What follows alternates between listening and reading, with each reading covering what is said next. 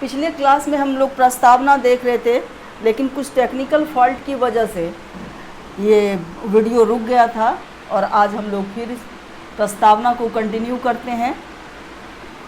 तो हम पढ़ा रहे थे सामाजिक, राजनीतिक और आर्थिक न्याय। सामाजिक न्याय, तो सामाजिक न्याय किसे कहते हैं? तो सामाजिक न्याय तो आर्टिकल 15(4), आर्टिकल 15,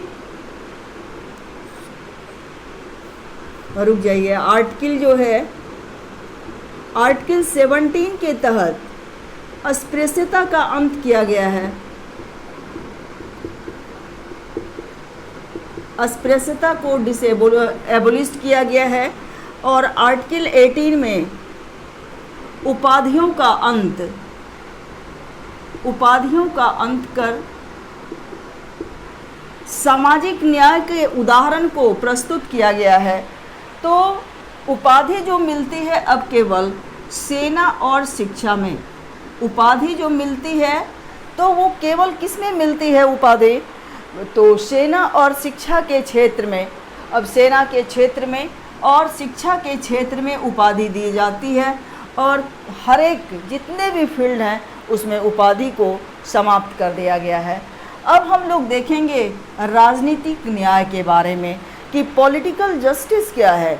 तो पॉलिटिकल जस्टिस के द्वारा क्या दिया गया है? तो पॉलिटिकल जस्टिस के द्वारा बिना किसी क्वालिफ़िकेशन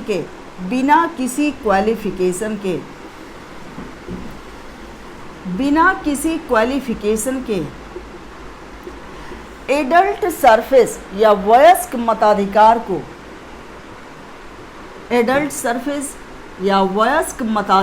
को चाहे कोई पढ़ा हो, नहीं पढ़ा हो, या अमीर हो, गरीब हो, सामान्य हो, वयस्क हो, सामान्य हो, पिछड़ा हो, सभी नागरिकों को बिना किसी क्वालिफिकेशन के एडल्ट सरफेस या वयस्क मताधिकार को दिया गया है। और आर्थिक न्याय पर चर्चा करेंगे। तो आर्थिक न्याय के द्वारा आर्टिकल 39 के तहत क्या दिया गया है? तो एक जैसे कार्य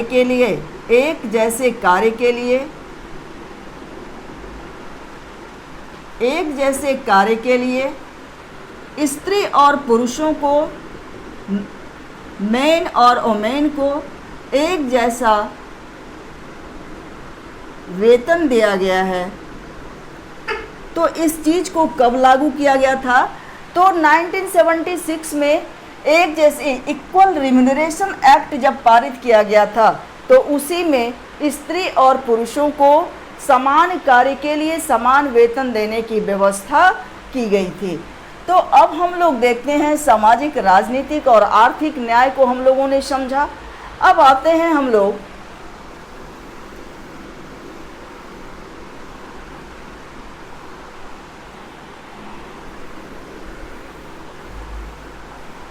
विचार, अभिव्यक्ति, विश्वास, धर्म और उपासना की स्वतंत्रता।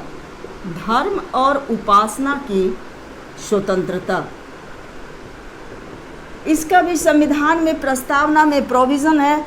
विचार, अभिव्यक्ति, विश्वास, धर्म और उपासना की स्वतंत्रता। तो विचार, अभिव्यक्ति, कोई भी ऐसा देश का नागरिक नहीं है, सभी की ये चाहत होती है कि वो मानसिक, बौद्धिक और आध्यात्मिक रूप से स्वतंत्र हो। तो ये सभी लोग सोचते हैं कि मानसिक, बौद्धिक और आध्यात्मिक विकास के लिए वह क्या चाहते हैं?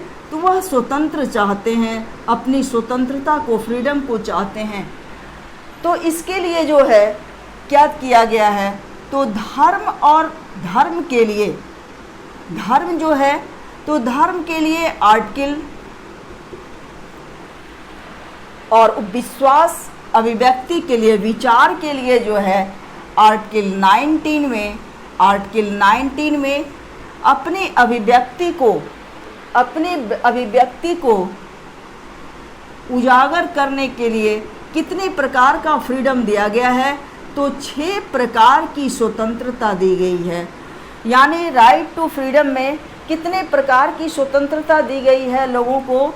तो 6 प्रकार की स्वतंत्रता दी गई है। वह किस आर्टिकल में है?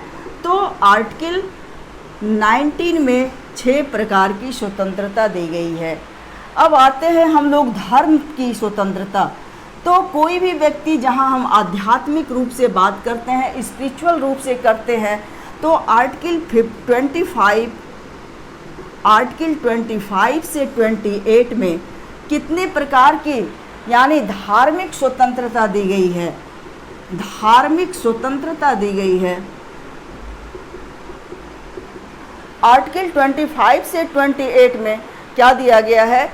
वह right to freedom of religion दिया गया है। तो फ्रीडम ऑफ रिलीजन के तहत क्या कहा गया है कि कोई भी व्यक्ति, चाहे वह कोई भी हो, तो उसको अपने, चाहे वह जैन धर्म को मानता हो, चाहे बौद्ध धर्म को मानता हो, चाहे वह सनातन धर्म को मानता हो, सबों को अपना अपना धर्म मानने की पूरी तरह से भारत में छूट है। यानी कि भारत जो है किसी भी नागरिक के धार्मिक मामले में इंटरप्ट नहीं करती है और सबों को धार्मिक स्वतंत्रता दी गई है। तो हमारे देश का जो सिद्धांत जो है वह क्या है? सर्वधर्म समभाव का सिद्धांत है।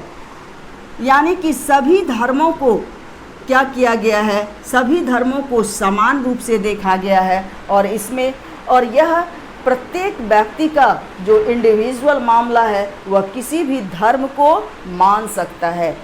अब आते हैं हम लोग प्रतिष्ठा और अवसर की समानता। इतना हम लोगों ने समझा, विचार, अभिव्यक्ति, विश्वास, धर्म और उपासना की स्वतंत्रता। तो इसमें आर्टिकल 19 में कितने प्रकार का फ्रीडम दिया गया है? तो आर्टिकल 19 में 6 प्रकार का फ्रीडम दिया गया है।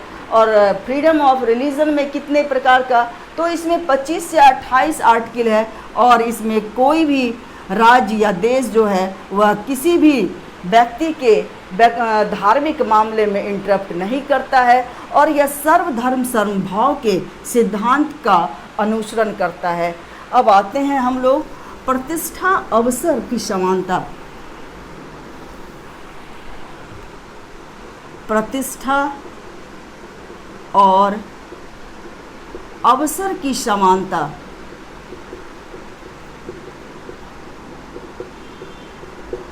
प्रतिष्ठा और अवसर की समानता, इसको हम लोग देख सकते हैं आर्टिकल 15(4) में।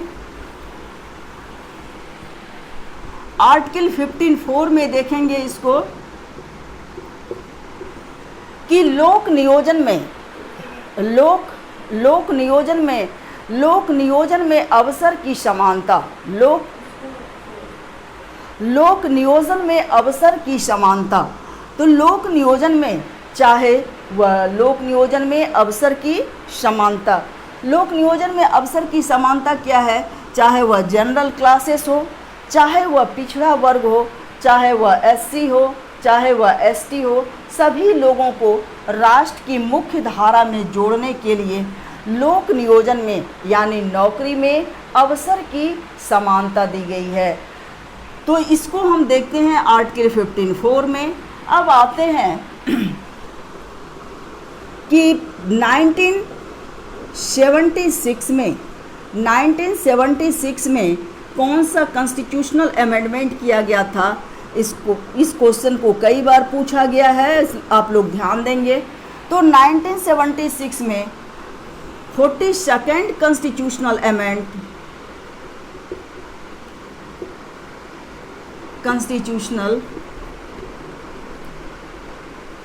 अमेंडमेंट किया गया था। संवैधानिक संशोधन किया गया था और 42nd कॉन्स्टिट्यूशनल अमेंडमेंट के द्वारा प्रस्तावना में कितने वर्ड जोड़े गए थे?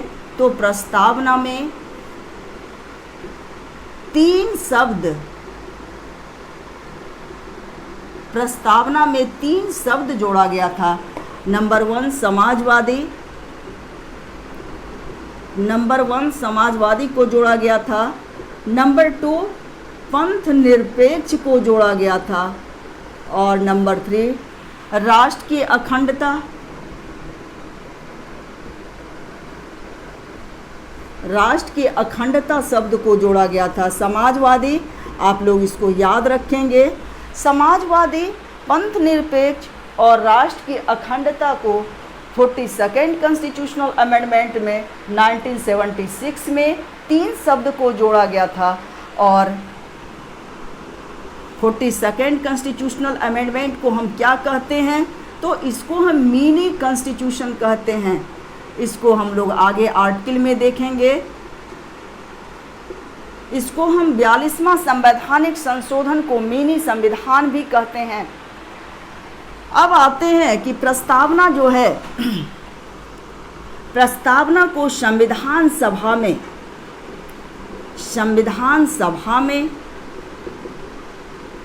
26 नवंबर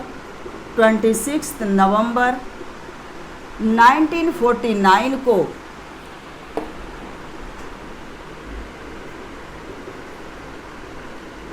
संविधान को अंगीकृत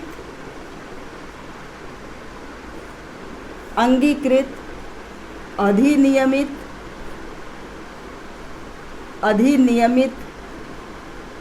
और आत्मार्पित करते हैं।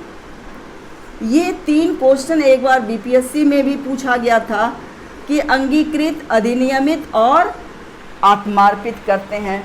तो इस प्रकार से आप लोगों का प्रस्तावना जो है, और अब इसमें 2 केसेस हैं कि प्रस्तावना जो है एक बेरुवाड़ी केस था, जो यह केस 1960 में आया था।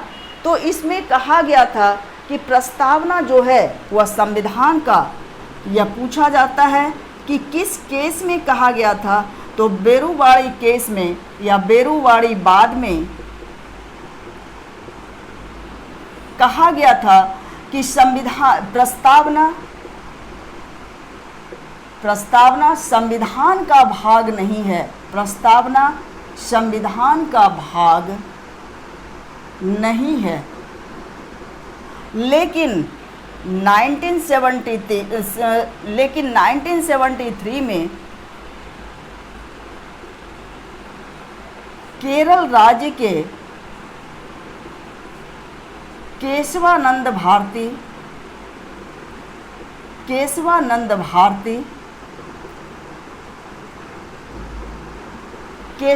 भारती बनाम केरल राज्यवाद में क्या कहा गया था कि प्रस्तावना जो है वह संविधान का भाग है। क्या कहा गया था कि प्रस्तावना संविधान का भाग है और विधायिका या पार्लियामेंट इसमें अगर ज़रूरत पड़ती है तो इसको अमेंड कर सकती है, प्रस्तावना को संशोधन कर सकती है। प्रस्तावना में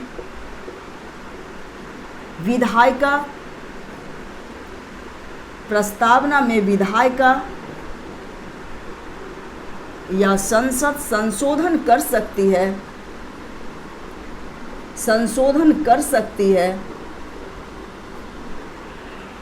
लेकिन प्रस्तावना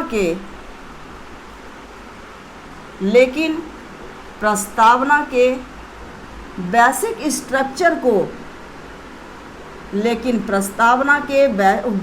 स्ट्रक्चर को डिस्ट्रॉय नहीं करेगी।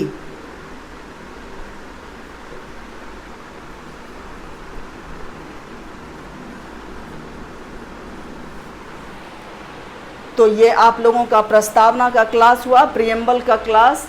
और अगर आप लोगों को लेक्चर अच्छा लगता हो तो आप लोग सब्सक्राइब करें, शेयर करें। और कमिंग क्लास में हम चर्चा करेंगे, राज्यों के पुनर्गठन पर चर्चा करेंगे या आर्टिकल पर चर्चा करेंगे। तो धन्यवाद।